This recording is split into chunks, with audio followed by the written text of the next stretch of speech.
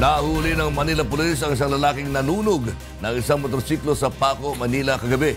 Samantala, arestado ang isang barangay kagawad matapos na mahuling nagbebenta ng iligal na droga sa Manila.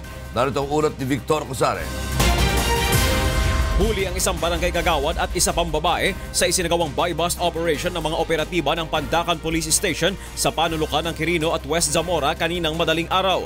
Kinilala ang mga naarestong sospek na sina Barangay 852 Kagawad, Roland Falsis, 48 taong gulang, at Jennifer Garilao, 43 taong gulang, habang nakatakas naman ang sinasabing live-in partner ni Falsis at kasama nito sa operasyon ng illegal na droga na kinilala lamang sa tawag na Carol.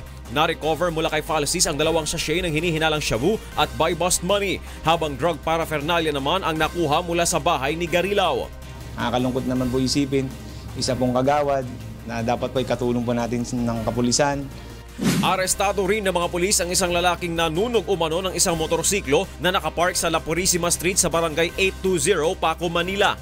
Kinilala ang sospek na si Adonis Ducot alias Dawe, 42 taong gulang at dati na umunong sumuko sa Oplan Tokhang ng pamahalaan. Kita pa sa CCTV ang panununog ng sospek sa motorsiklo na hanggang ngayon ay hinuhulugan pa ng biktima. Kung hindi ko alam talaga kung anong dahilan niya eh. Pero tingin ko yung trip niya parang minsan nagdodroga talaga yun eh.